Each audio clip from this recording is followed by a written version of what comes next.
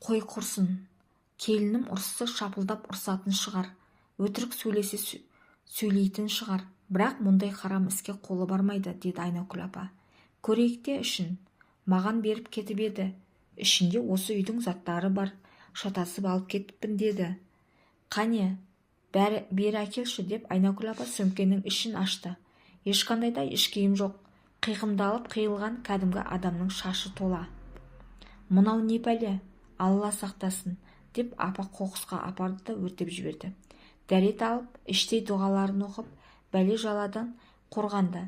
Көрші кемпір өз ойымен өзі болып үйіне қайтты. О тоба, әлгі келін мені де алдағаны ма сонда?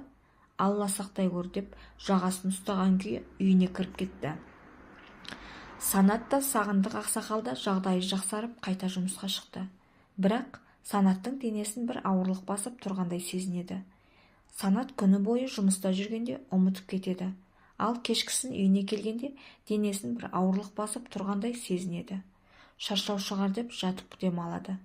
Бір күні жұмыстан қайтып жатқанда телефонына SMS хабарлама келді.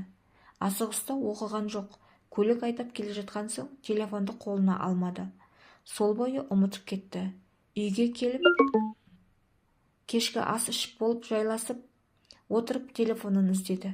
Сол кезде әлгі SMS есіне түсті. Кім екен деп телефонды ашып еді. Сәлем, қалай, менсіз күнің қалай өтуде? Балаларыңды сағынбадың ба? Кеткеніме шүкірлік айтқандайсың, мүлде хабарласпадың. Ал мен сені сағынып жүрмін, деген әйелінің сөздері жазылыпты. Біраз ойланып отырды да, сағынсаң үйге қайт, деп қысқа қайырды. Бірақ жауап келмеді. Санат та артық ештеңе жазбады. Бірақ шай үстінде келіндері хабарласқанын айтты.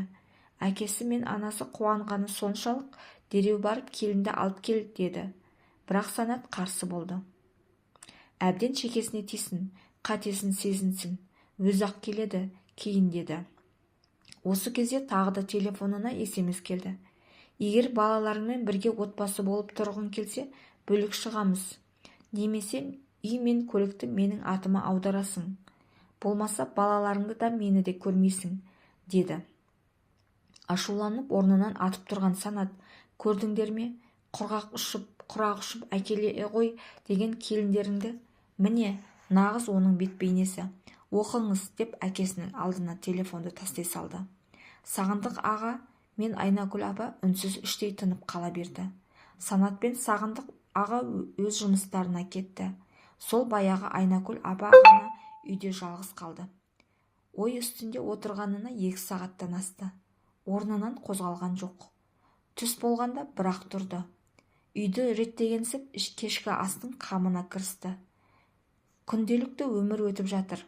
Келін сол күйі хабарласпады. Санатта қайта-қайта сөйлесуге құлқы жоқ. Соңғы SMS-нен кейін қатты көңілі қалған. Ал Сағындық аға мен Айнакүл апа немерелерін көрмегелі 5 айдың жүзі болды. Санаттың құлақ етін жеп бітіретін болды. Бар айтатындары, келін не десе де келісеміз, алып келші, деді. Бірақ Санат келіншегін алып келмеймін, деді. Үй мен көлікті соның атына аударып, оның үстіне жалғыз ұл бола тұра ата-анамды қалай жалғыз тастап бөлек тұрамын, одан да өмірден қатынсыз өткенім жақсы емес пе, деп ойлады. Бірақ баяғы еңсесін басып тұратын қара күштен арылар емес. Ата-анасы амалсыз баласы әкелмеймін, бірге тұрмаймын деген соң келіндеріне бара алмай отыр. Бірақ күнде Санатқа жалынады. Қартайғанда немересіз қубас болып қалай отырамыз, деп жылайды Айнакүл апа. Ал сіз қалай ойлайсыз, оқырман?